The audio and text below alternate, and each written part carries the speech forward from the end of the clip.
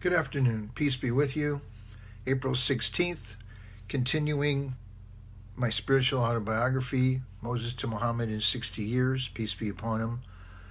And I'm in the middle of discussing my initiation into the path of truth, a search for truth, which involved the assassination of President Kennedy when I was 14 years old in 1963. So, as we continue,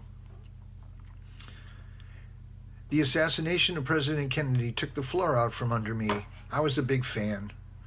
At 14, boys look for heroes, role models. My father was always my hero and role model in many ways, but beyond my immediate family, President Kennedy stood tall as a bona fide hero at the time, especially after I had read the book and saw the movie PT 109. President Kennedy had commanded a PT boat in World War II in the Solomon Islands.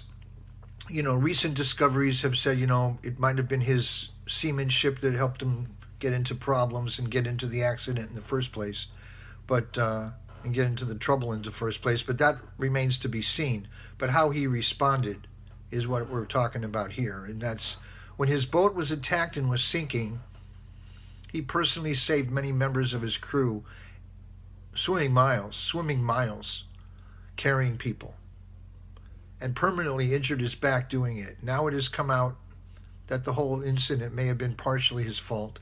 I'm not going there, but because either way, he saved many lives and acted heroically in the process. I was so inspired that such a man was the president.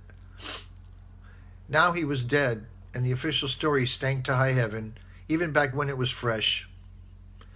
As I reflect on my life, I realize as this was my initiation onto the path of truth, that I am still on after over a half a century and am still counting, although I believe with certainty that the main truths I have sought have been shown to me, have been bestowed upon me to be conscious of. But there is always more to learn, however, even after the initial awareness has been granted. It is the start of a new semester in the School of Life.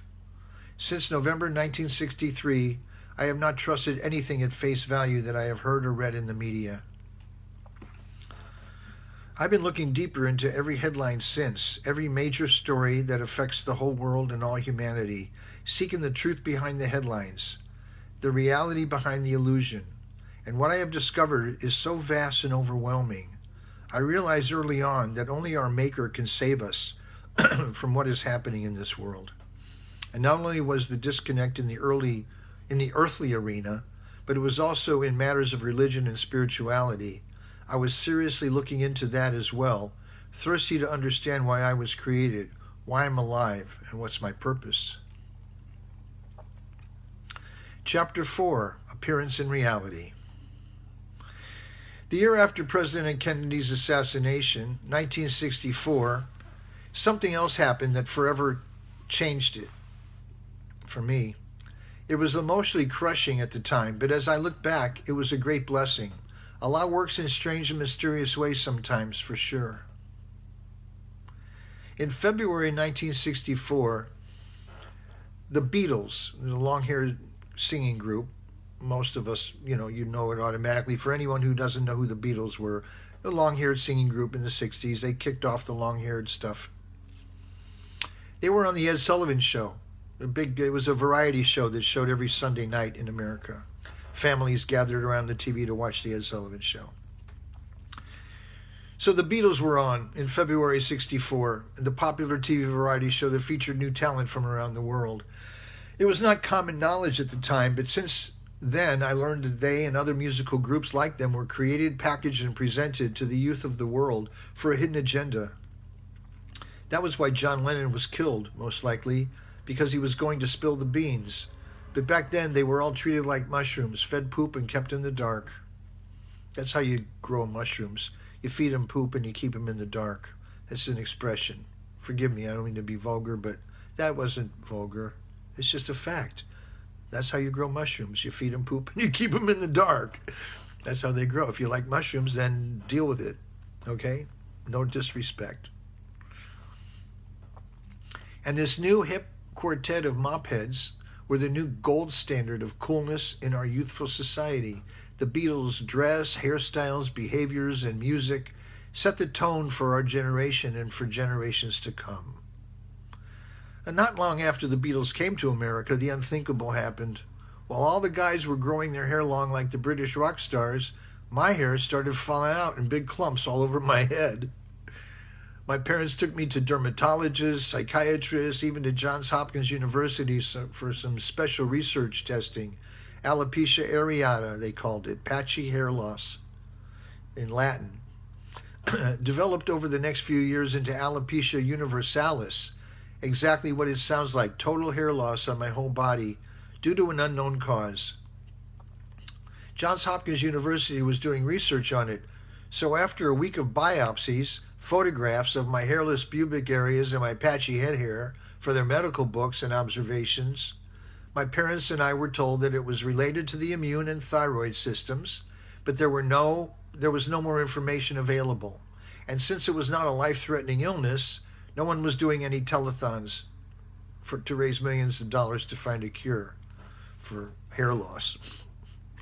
Okay, so there I was, losing my hair at the dawning of the Beatles invasion and the age of Aquarius, in the middle of my adolescent years, and 15, when in modern American society, young males and females started noticing each other and dating. Having long hair was cool, not only in this country, but all over the world. I looked mangy. I combed over and wore hats a lot while I still had something to comb. I hated and feared the wind. Friends were few in those days.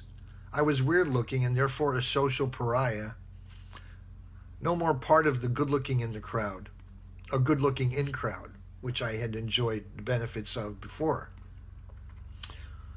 I learned then about what a friend really is. I learned that this body is not me, but I am inside this body. I learned that a person can be cool but not show it on the outside, and some people can look cool on the outside but not really be cool at all, just be riding on their outer appearance.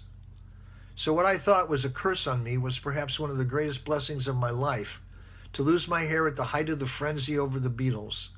Allah saved me from the deep end of the adolescent peer group swamp and taught me a lot about people that has served me well throughout my life.